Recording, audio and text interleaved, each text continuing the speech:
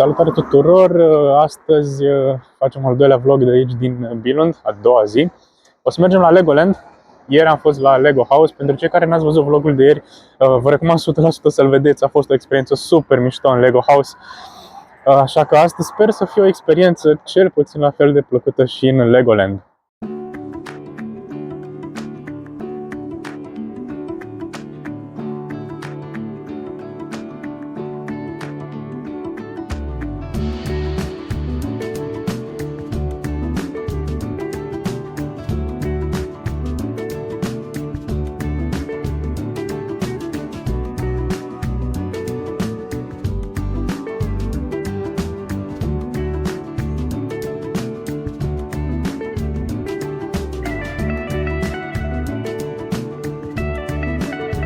Când intrăm ne întâmpină această figurină, acest steag, de o parte și de alta. Și asta este aleea, iar, mamă, mă simt ca la regalitate, știi? Ia uite, cu steagurile astea, da, astea sunt din Lego Castle. Și înainte, steagul Danemarcei, Legoland și, ia uite, mai este o figurină acolo care ne așteaptă, de fapt zic că ne păzește. Și intrarea este aici. Ha, cât de mișto este. Bine, cred că trebuia să venim pe cealaltă parte ca să se vadă clar unde scrie Legoland. O să mergem acum, o să vedeți cum se vede și de acolo. Și bun venit în Legoland Billund. Ce mișto este intrarea. Ce mișto este. Și în fața acolo ne scanăm biletele și după aia intrăm în parcul de distracție. Ha, de aștept. Gata, am intrat. Ha, ce mișto arată. Informații. Tot este sub formă de Lego, absolut tot. Și omuleți de pe aici și clădirile sunt sub formă de Lego. Da, foarte mișto. Uite mai turnul în față. Dacă putem urca în ăla ar fi genial, o să vedem. Niște omuleți pe aici care încă nu și-au terminat treaba la clădirea asta. Da, e foarte mișto, foarte mișto. Da, uite și un magazin. Și încă un magazin aici. Da, hai că mai vedem și înăuntru ce e. Deci aici o să mergem noi azi. Mamă, cât avem de mers. Hai suntem noi, unde e bulina aia roșie. Și leu cât e mare. Mare, adică într-o zi întreagă, da, aici, face sincer o zi întreagă aici.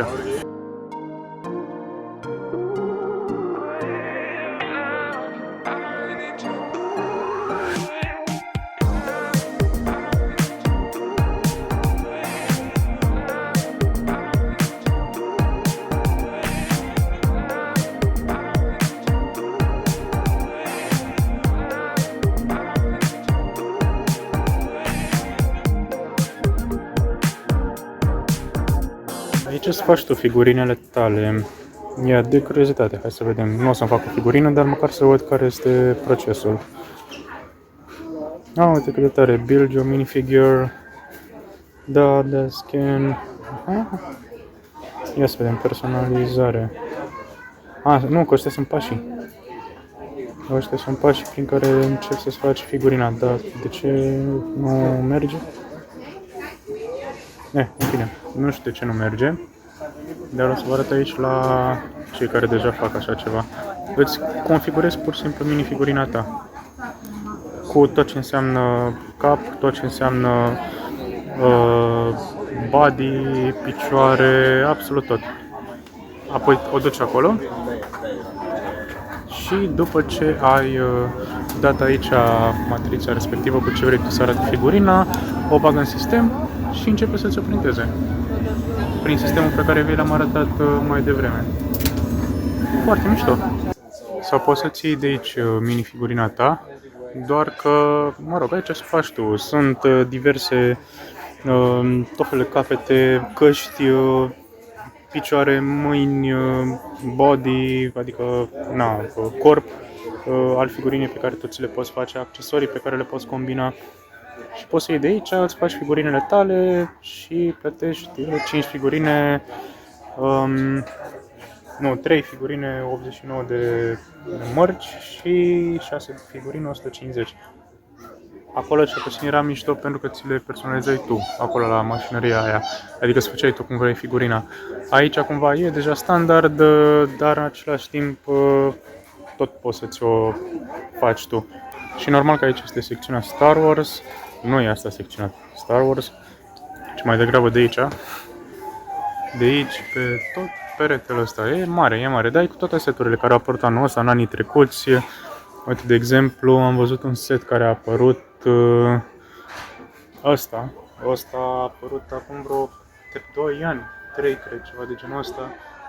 Asta a apărut tot așa acum vreo 2 ani când a apărut și serialul. Astea de anul ăsta, la asta am făcut și noi review. Astea sunt foarte mișto, asta îmi place super mult cum arată. Și la astea am făcut review, le găsiți pe canalul nostru. Millennium Falcon a apărut acum 6 ani, cred, sau 5 ani, dar cred că se vinde atât de bine încât l-au păstrat de atunci. Ăsta nu știu dacă este la noi, de exemplu, dar cred că o să apară. Și ai pur și simplu multe seturi din Star Wars. Uite-l și pe ăsta. La asta o să urmeze un review, încă nu l-am postat, o să-l postăm. Și prețurile sunt asemănătoare cu cele pe care le avem și noi atât pe site-ul LEGO, cât și pe diverse site-uri, gen Nemag și așa mai departe. Dar îmi place foarte mult că la UCS-ul lui Jango Fett, nava lui Jango Fett, primește acest gift of purchase. Este foarte mișto asta cum arată. Și seamănă mult cu gift of purchase-urile pe care le primim și de 4 mai. Cele pe care le avem și noi, pe care le-am primit și noi. Și normal că acolo era secțiunea de copii, iar aici e secțiunea de adulți, care secțiunea de adulți din punct de vedere LEGO înseamnă flori. Și nu doar flori, dar și astea. Da, astea sunt mișto. Asta îmi place foarte mult cum arată. Enterprise-ul din Star Trek, foarte mișto. Mina Asterix, pe care l-am văzut și ieri în LEGO House, turnul lui Sauron. Și pe asta am văzut-o care e tăiată pe jumate. Millennium Falcon, logic. Câteva din seria Harry Potter, Hogwarts, ce mai Diagon Alley. Aici intrăm în zona de Marvel, zona de Lego Icons, Concord, Titanic, asta a fost și la noi. Asta era expus și la noi la Brick Depot în parc și era foarte mișto. Da, tot de aici sunt seturi pentru adulți. Asta de colecție. Dar arată foarte mișto. Uite și mașinile. Și aici, uite și Porsche-ul pe care și l-am primit ca și cadou, sau mai bine zis un giveaway pe care Brick Depot l-a făcut acum vreo 3 ani de zile, cred. Și m-a extras pe mine, am avut mare noroc, nici nu mă așteptam la chestia asta. A fost o surpriză totală, o să vă povestesc într-un alt vlog, probabil că într-un alt review al acelui set despre ce e vorba. Da, foarte mișto. Foarte mișto. E foarte mare magazinul ăsta. Foarte mare. Și aici avem produse care aparent se vând doar la Legoland. Nu știu dacă și la celelalte Legoland-uri, dar aici cel puțin doar aici se vând. Tot felul de căni sub formă de capete Lego, lunchbox-uri sub formă de cărămizi Lego, storage head, aici poți să spui spațiu de depozitare sub formă de cap Lego, craniu Lego, ce tare e chestia asta. Da, păpuși Lego, din astea din care poți să bei apă.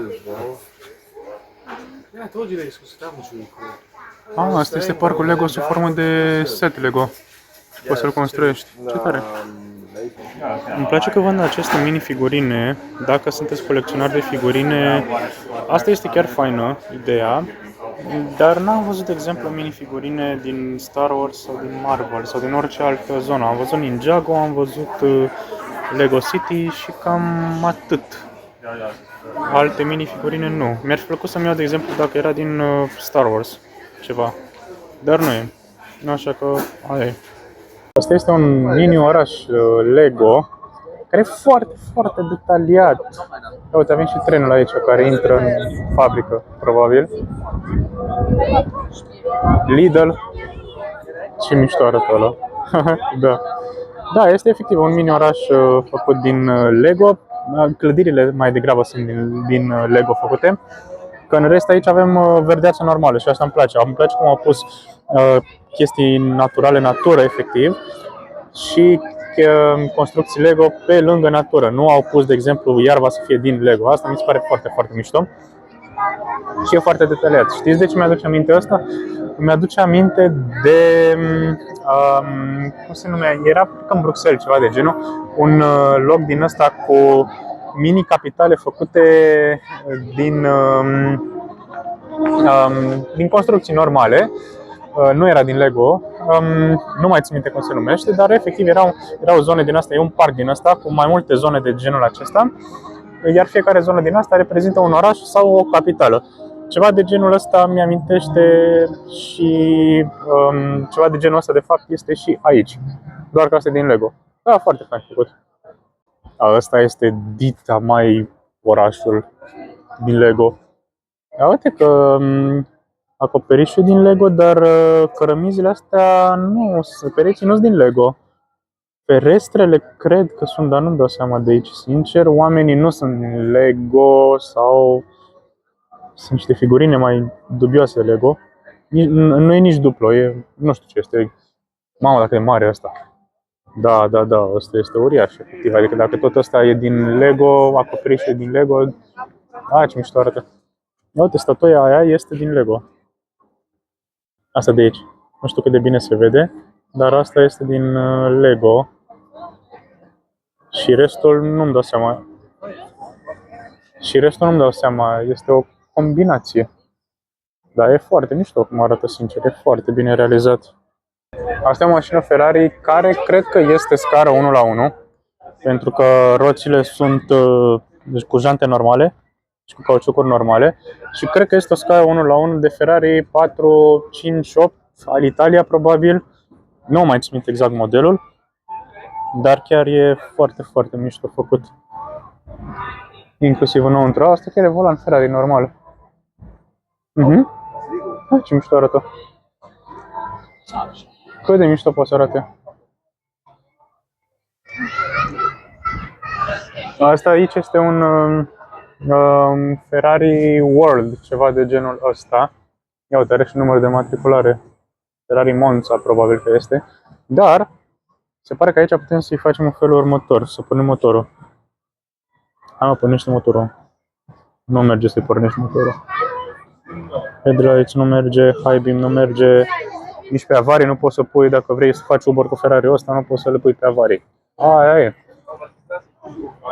Și din față arată așa, dar chiar sunt cărămizi cu cărămizi puse aici. Sunt curios câte cărămizi sunt aici, cred că cel puțin 1.000.000. Chiar arată foarte mișto.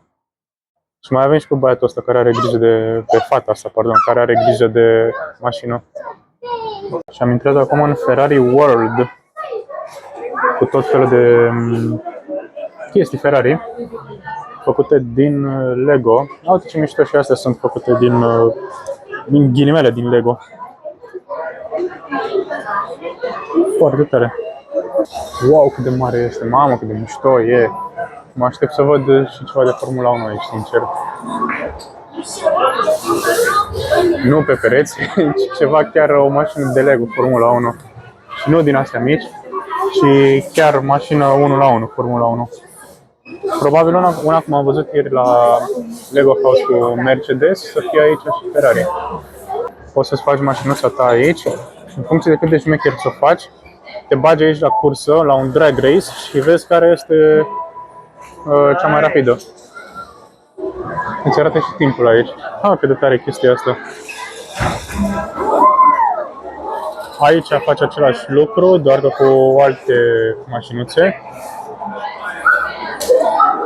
Aici la fel îți faci propriul design. Asta nu știu ce este exact, dar tot ceva cu curse, ce poți să îți pui mașina aici la întrecere cu alții.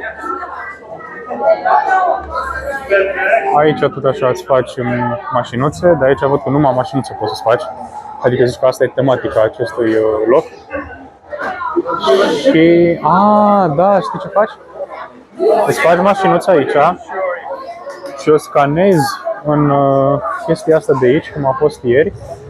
Și după aia ți-o introduci aici digital și faci curse cu ea. Cât de tare e chestia asta. Și vezi cât de rapid e mașina ta în funcție de cât de bine o faci aici. Asta e foarte fain. Asta e foarte mișto, într-adevăr. Mai sunt aici niște exponate cu mașini. Astea sunt seturile Lego. Seturile Lego cu mașini de Formula 1.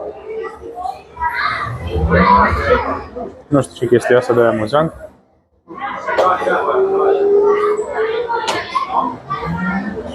Da, n-a fost cine știe ce chestie asta. Mai mult făceai mașinuțe și după aia le puneai în cursă cu alții. Singura chestie mișto ce mi-a plăcut de aici e mașina asta de afară. Atât. Dar mă așteptam să fie și ceva mai mult cu Formula 1. Pentru că Formula 1 Lego a început să aibă accent din ce în ce mai mult în ultima vreme, a început să aibă prezență din ce în ce mai mult în ultima vreme. Ca o paranteză, aici nu o să intru la duplo fan pentru că este Lego duplo 100%. Și nu mă așteptam să fie doar să-ți faci mașinuțe, să le pui în cursă și atâta tot. Dar, mă rog, aia este. Hai să vedem pe mai departe. Uite, aici avem un trenuleț care se plimbă. Cred că se plimbă, nu știu dacă în jurul parcului. Ba nu, e doar în jurul acestei chestii. Dar ce e foarte mișto aici, o să trec linia ferată, aici vine trenul. Stați un pic.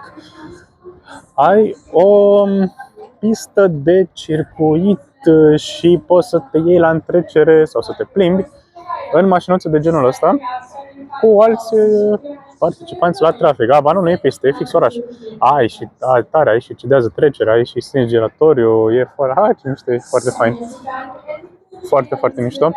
Mașinuțele astea mi-aduc aminte de acele mașinuțe, dacă mai țineți minte, de la noi, de la mare, Costinești, în parcurile de distracții în care te puneai 20 de oameni în niște mașini din astea și te bușeai, ciocneai cu ele ca să-l scoți pe ăla din... Nu-l scoteai din cursă, dar era foarte, foarte amuzant, așa. Te învârteai în cer și te ciocneai cu alții. Ceva de genul ăsta este și aici. Că uite, au și chestia asta exact ca aia, în caz că te lovești cu alții sau că lovești bordura. Da, asta e foarte mișto. Și vine trenulețul, ne zice să stăm și să lăsăm trenulețul să treacă. Ce mișto e! Un trenuleț de genul ăsta este și în Disneyland în Paris. Face în conjurul parcului, e fix de la intrare și te învârte așa în jurul parcului ca să vezi ce atracții sunt. Sunt curios care s-a inspirat de la care. Aici e zona cu mâncare. Cred că e zona cu mâncare. Uite și ceva cu Ninjago acolo. Uite și băiatul ăsta care tocmai a descoperit formula fericirii. Da, cam atât pe aici. Și aparent o să fie un show Ninjago la ora 12:30, cred. Nu o să intru. Nu cred că o să intru. Hai să o luăm așa. Și mai este o zonă cu mâncare mai încolo. Da, o să mergem imediat. Show-urile Lego din Legoland. Dar nu e niciunul cu Star Wars sau cu Marvel, din păcate. Nu știu despre ce show-uri e vorba. Probabil niște mini-animații cu Lego și cam atât. Dar, unde o să mergem acum, este fix aici, la Lego Ninjago. Eu nu am niciun set Ninjago, așa că sunt foarte curios ce va fi aici. Știu în mare despre ce este vorba. Știu că Lego nu a fost în stare să-i pună o sabie de la Ninjago lui... cum îl chema pe tipul ăla din Mandalorian care avea Darksaber-ul. În fine, n-a fost în stare să aducă Darksaber-ul în universul Star Wars de la Ninjago, ceea ce a fost foarte mișto. Dar hai să vedem aici despre ce este vorba.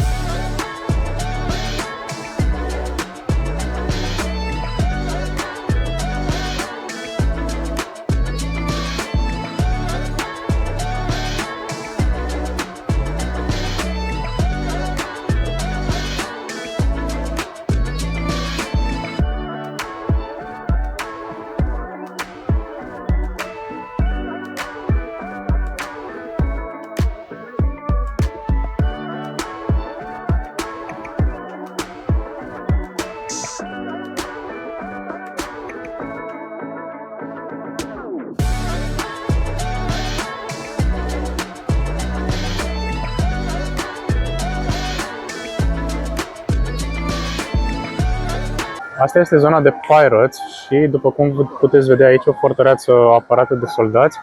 Te plimbi cu barca pe aici, iar, bineînțeles că, fiind pe mare, ocean, ai și rechini de care trebuie să te ferești. Ei, și uite și papagali din ăștia, deci, care sunt pe pirați. Și se și mișcă, cred că sunt mecanici. Ai, uite și un pirat aici, ăsta nici nu l-am văzut. Probabil că voi l-ați văzut, dar eu nu l-am văzut. Tot o zonă de pirați, se pare că poți să te urci în bărcile astea și să stropești cu apă pirații ca să nu se urce în barca ta, dar tu tot pirat ești, nu înțeleg de ce trebuie să stropești pe aia. Stai așa că tu aperi aici castelul și stropești cu apă pe ăștia care sunt în bărci. Ce tare e chestia asta. Da, și te învârți așa în cerc pe aici. Foarte mișto, foarte mișto, iar mai încolo este o navă de pirați în care sper că ne putem urca, pentru că văd oameni și cred că ne putem urca și o să mergem și noi acolo. Da, abia aștept. Știți bătăliile între pirați, între vapoarele lor, așa este și aici. Trebuie să-i stropești cu apă pe cei din alte vapoare. Și care e mai ud la final, probabil că ăla a pierdut. Ceva de genul ăsta. Iar aici am ajuns în zona de pirați, în zona de castel. Avem în spate Dita Mai castelul, în care sper că se poate intra. Hai să vedem. Cred că este zona de asta Lego Castle. Că sunt și scuturile alea puse pe castel, așa cum e pe orice castel din Lego Castle, din setul Lego Castle. Așa că hai să vedem care este treaba aici. Asta mi-aduce aminte de jocul Dungeons and Dragons. Nu știu dacă l-a jucat, e mai vechi așa. Dar hai să vedem care e treaba aici. Zice că avem ceva cu intrare. Avem un monstru din Loch Ness, nu știu ce e asta, ceva din Lego. Niște găște răciuște pe acolo. Și aici castelul trebuie să fie protejat de apă, normal. Așa, mi-am dat seama care e treaba cu castelul ăsta.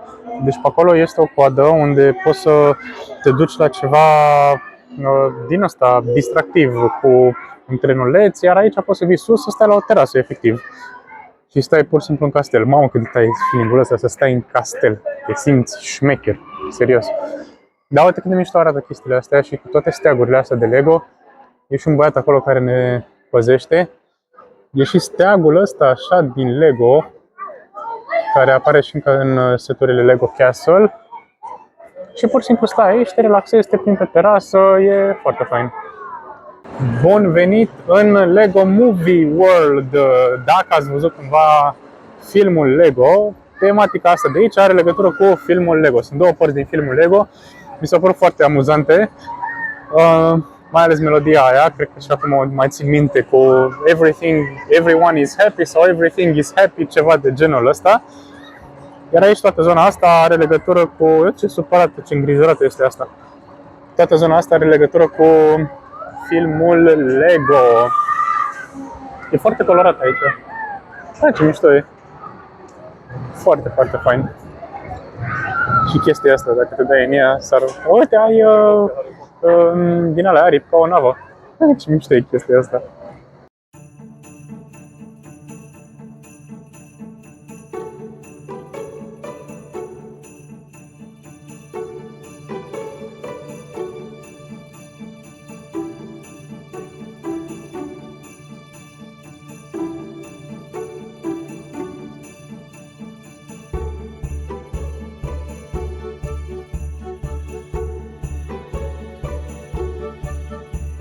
De fapt, mi-am adus aminte, melodia este Everything is awesome, nu Everything is happy sau Everyone is happy.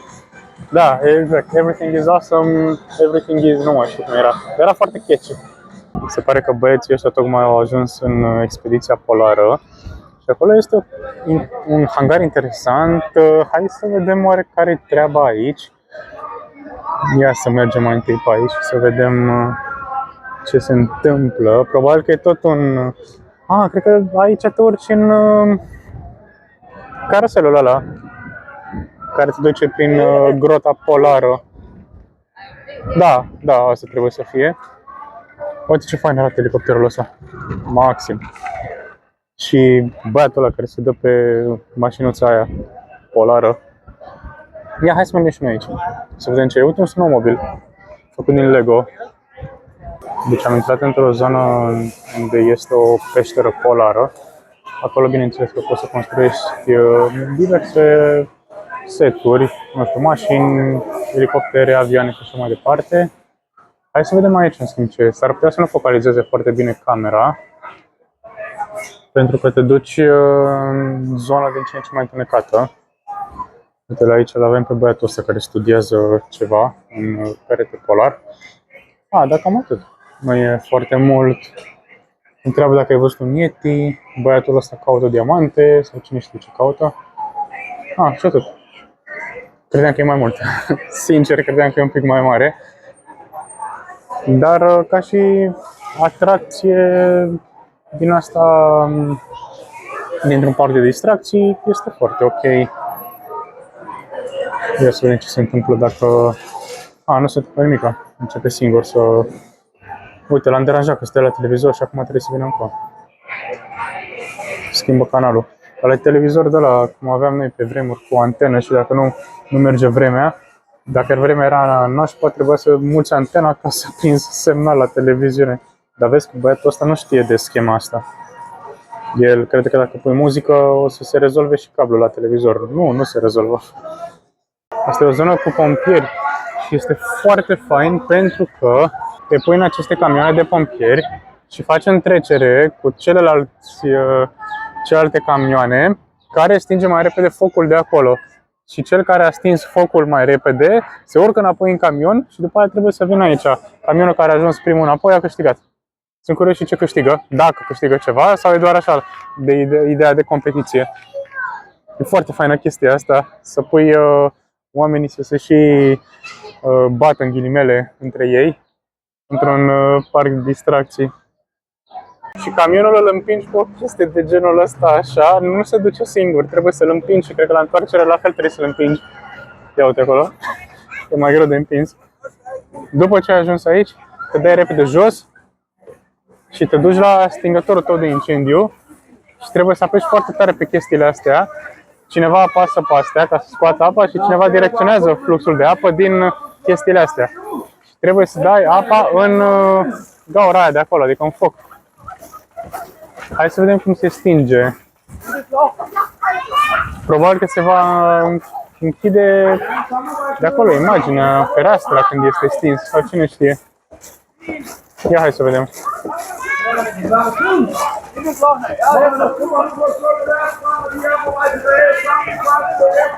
Da, uite, zice că gata, l-ai stins. Ați văzut? Uite acolo așa. Și apoi te urci înapoi și pedalezi. Gata, a câștigat unul de acolo. Foarte tare chestia asta, mi-a plăcut maxim. Dar trebuie să fie cel puțin doi. Adică unul aici care împinge mașina de pompieri, iar acolo trebuie să fie doi neapărat. Unul care apasă pe apă și unul care direcționează fluxul de apă. Intrăm acum în Adventureland, care zici că are legătură cu tematica Indiana Jones. Tipul ăla de acolo cel puțin seamănă cu Indiana Jones. Uite și poți să dai aici pe pod. Și să vedem ce întâmpinăm pe aici. Uite un schelet. Dar nu cred că e foarte mare zona asta.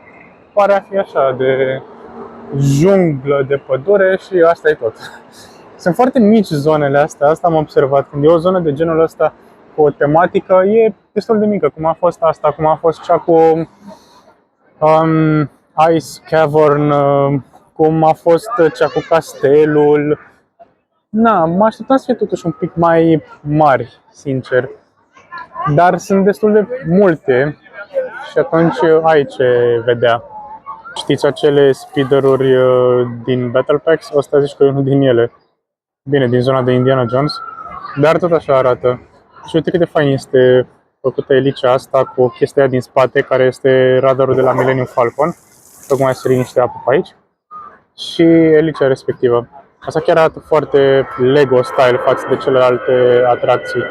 Apeși pe ăsta și explodează ceva în apă. Explodează dinamita din apă. Ambele dinamite explodează. Ia uitați de mare este asta făcută, tarantula asta făcută din Lego. Deci mișcă și colții aici. Și pe fundal sunt sunete de junglă. Wow, cât de fain arată. Și își luminează și ochii. Nu știu dacă ați văzut, dar se văd ochii cum se luminează.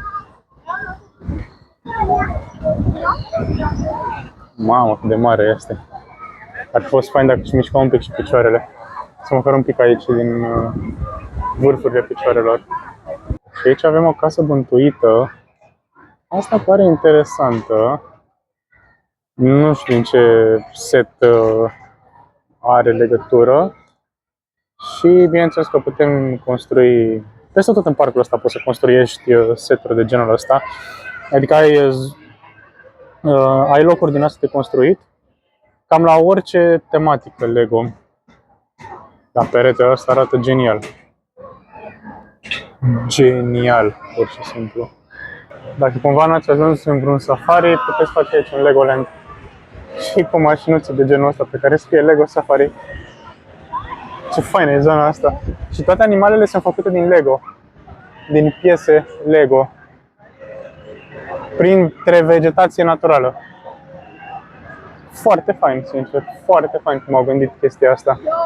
Îmi place mult că nu au pus și vegetația din Lego, ci au lăsat-o naturală. Și de acolo urmează să trece trenul ăla care face în conjurul parcului. Asta e o atracție foarte interesantă, te pui într-o barcă, te plimbi aici prin jurul acestor chestii, iar clădirile astea sunt făcute tot așa din piese Lego. Nu o să ne punem în asta pentru că am văzut o altă zonă cu clădiri destul de mișto și cu alei unde să mergem, dar sunt foarte fain construite clădirile astea. Ăla cred că este Capitoliul din Statele Unite. Aici ai zona de Egipt, nu Egipt, China, pardon, China sau Japonia. Sau poate Taiwan, dar nu știu sigur. Aici ai zona de Egipt, cu Sfinxul și zice și fiecare ce este. De exemplu, ăsta este templul din Abu Simbel, din Egipt.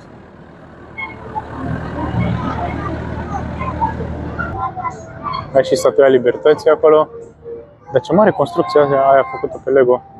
Interesant că au făcut-o ca să stea, adică e foarte bine gândit. Taj Mahal. Acolo este opera din Sydney, în spate. Aici nu știu sigur ce este. La fiecare oricum scrie ce este, dar bineînțeles că scrie cu orientare spre bărci și nu spre alei unde suntem noi. Asta cred că este Tower Bridge din Londra. Acolo este Coloseumul din Roma. Uite, ai și din Grecia Antică, din Atena cel mai probabil, cu Acropole. Asta de aici. London Eye. Roata, celebra roată din Londra. Și se și învârte, ce fain. E destul de mișto zona asta. Să vezi clădirile astea făcute din Lego, monumentele astea făcute din Lego. Iar acolo în spate este un templu, nu știu dacă se vede. Eventual să stau mai așa. E un templu, cred că din Japonia sau din China sau India, după arhitectură. Asta este zona despre care vă ziceam. Aici o să stau destul de mult să filmez, pentru că fiecare chestie de genul ăsta merită. Și au recreat multe chestii. Multe. Cred că un oraș întreg l-au recreat aici, sincer. Ia uite cât de fain l-au făcut. Cu toate casele astea pe aici, cu toate acoperișurile, morile de vânt. Astea și că sunt mori de vânt din Olanda.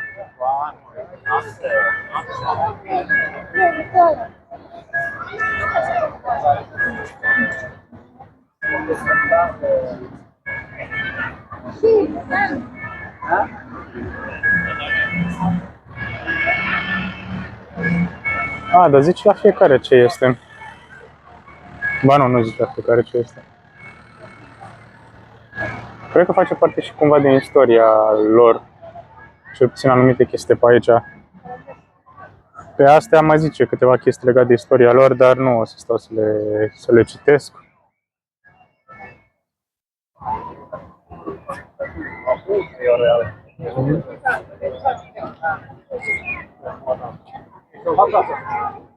Nu uitați câte detalii are clădirea asta aici.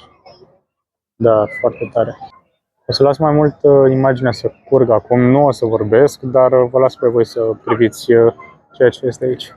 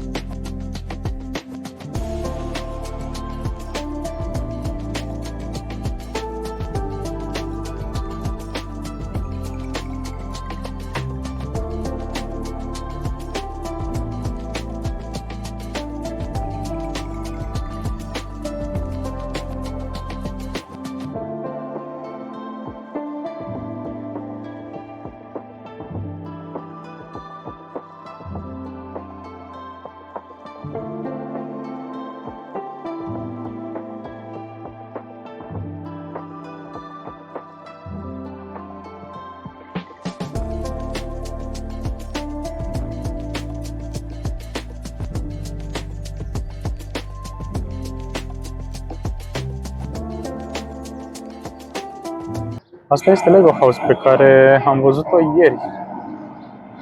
Un Lego House făcut din Lego aici, acolo este făcut din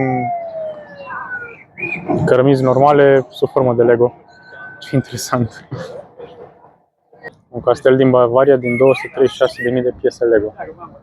236.000 de piese. Și Millennium Falcon UCS pe care 8.000. Da, e la alt nivel, pur și simplu.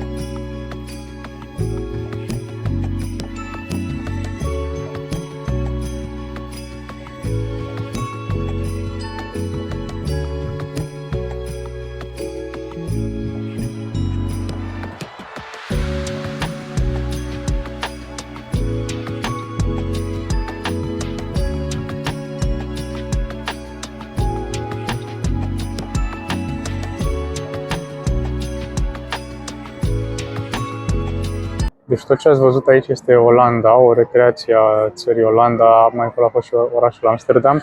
Iar toată chestia asta cu Olanda, țineți-vă bine, e făcută din 2,1 milioane de cărămizi Lego, piese Lego. 2,1 milioane. Și castelul ăla avea 260.000.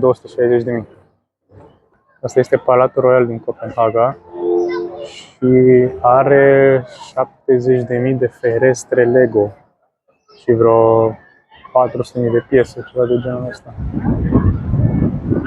Cât de detaliat poate să fie și câte culori faine poate să fie. Uite, aici e ca de turnul. Probabil de la vânt. Da, e foarte fain. Și statuia asta din mijloc este tot din Lego făcută. Asta e o zonă cu niște zgârie enorme din astea, nu știu exact ce reprezintă, dar o să vedem imediat. Ideea e că dacă sar pe ăsta, se întâmplă ceva aici. Probabil că se aprinde aici în funcție de cât de puternic sar pe el. Turnul Eiffel din Lego. Știu că ați văzut la un moment dat și un set Turnul Eiffel de vânzare Lego. L-am văzut la cineva, nu era chiar atât de mare, era mai mic, cam 1 metru sau 80 de centimetri, cred că avea ceva de genul ăsta. E foarte fain realizat și asta.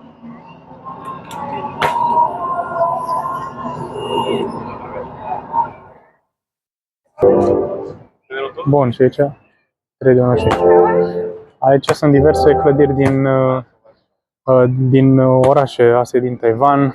Aici e World Trade Center din New York. Asta este o clădire din Arabia Saudită și după cum vedeți atât de mare că nici măcar pe imagine nu încape complet. Oarecum o fi în realitate. Turnul din Shanghai. Și este foarte înalt, iar acolo sus este un avion, ceva care se învârte în jurul lui. Și celebrul Burj Khalifa din Dubai.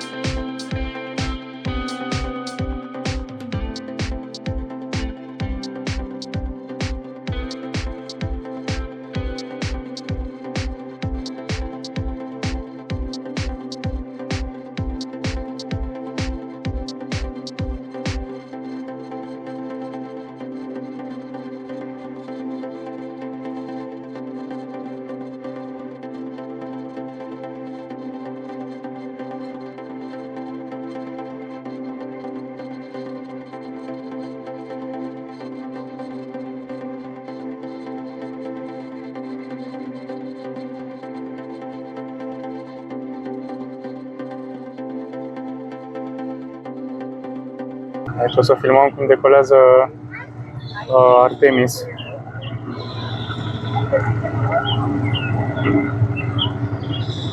Eight, 7, 6, 5, 4, 3, 2, 1. Boosters in ignition. And liftoff of Artemis 1. We rise together back to the moon and beyond.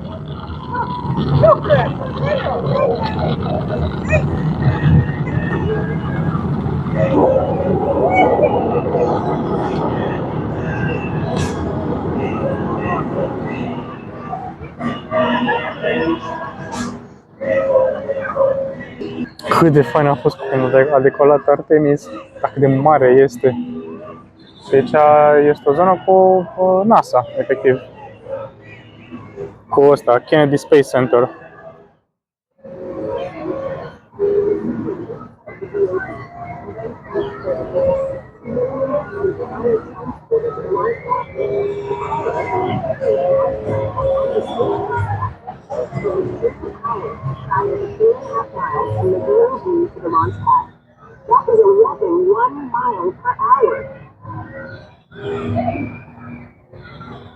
Gata, am terminat și pe ziua de azi, a fost plină, jur, plină, sunt super obosit, dar a fost șmecher și foarte mișto. Legoland merită 100%, este un loc pentru toți pasionați de Lego și pentru copii și pentru adulți, am văzut acolo efectiv de toate vârstele și bineînțeles că merită și Lego House, nu doar Legoland. Ca să fac un rezumat la cele 2 zile pe care le-am petrecut aici în Billund, Lego House este mai mult pe partea de experiență practică, să construiești, să vezi un pic de istorie Lego, să îți pui creativitatea la încercare pentru a face tot felul de nave, figurine, tot felul de fețe zâmbitoare, fețe triste, fețe dansând, mașini ca să te iei la întrecere cu alți oameni. Cam asta este experiența Lego House. Dar da, merită, v-am zis, din vlogul trecut 10 din 5. Iar Legoland este mai mult pe partea de distracții, de parc de distracții. Sunt foarte multe carusele în care te poți da, sunt foarte multe atracții pe care le poți vizita. Bineînțeles că au și magazin Lego la intrare cu foarte multe seturi din tot ce înseamnă Lego, și Lego Star Wars, și Lego Marvel, Lego City, Ninjago, Lego Technic, Lego Ideas, Lego pentru adulți, Duplo, care este până în vârsta de 3 ani. Iar atracțiile în sine sunt foarte, foarte faine. Mai ales că sunt făcute în stilul Lego. Adică am văzut la un moment dat o atracție din asta cu niște hovercrafts făcute de Lego, în stilul Lego. Te puneai în ele și te învârtea așa în cerc. Dar te învârtea în stilul ăla de drift, ca atunci când mergi în hovercraft. A fost foarte faină chestia aia. Este o experiență pe care o recomand 100%. Mie mi-a plăcut foarte, foarte mult. Cel mai mult de aici mi-a plăcut din Legoland partea de la final cu acele orașe făcute în Lego sau lansarea rachetei, cred că era Apollo sau Saturn, nu mai țin minte acum că sunt foarte obosit. Dar este o experiență care chiar merită 100%. Așa că dacă vreți să vedeți Legoland, asta este varianta pe care o recomand. Este singurul Legoland pe care l-am văzut, nu le-am văzut pe restul, dar mai sunt, cum vă ziceam și ieri, în Germania mai avem, în UK mai este un Legoland, în Dubai, în America, în Asia de Sud. Așa că dacă aveți ocazia să mergeți la oricare Legoland, da, duceți-vă 100%, o experiență pe care nu o să o regretați. Aici, în Billund, ce mai este fain este că poți să vezi și Lego House și să vizitezi hotelurile Lego Castle și hotelul Legoland. Doar așa, cât să intri să te uiți un pic. Adică un pic în lobby, mai sunt niște puncte de atracție în ele și cam atât. Acolo nu este mare lucru de văzut, dar face parte cumva din experiența Lego. Legoland este o experiență pe care, din punctul meu de vedere, fiecare pasionat de Lego ar trebui să o trăiască cel puțin o dată în viață. Nu o veți uita niciodată. Poate o să vă facă chef să vă duceți și la celelalte Legoland-uri care există. Sper că v-au plăcut cele 2 vloguri pe care le-am făcut ieri și astăzi. Nu uitați un like, un share, subscribe și coment dacă cumva ați fost și voi prin Legoland, să interacționăm ca să ne spuneți și voi părerea voastră. Până atunci, băieții cărămidă aici și o să vă așteptăm în continuare cu noile review-uri pe care le avem de postat.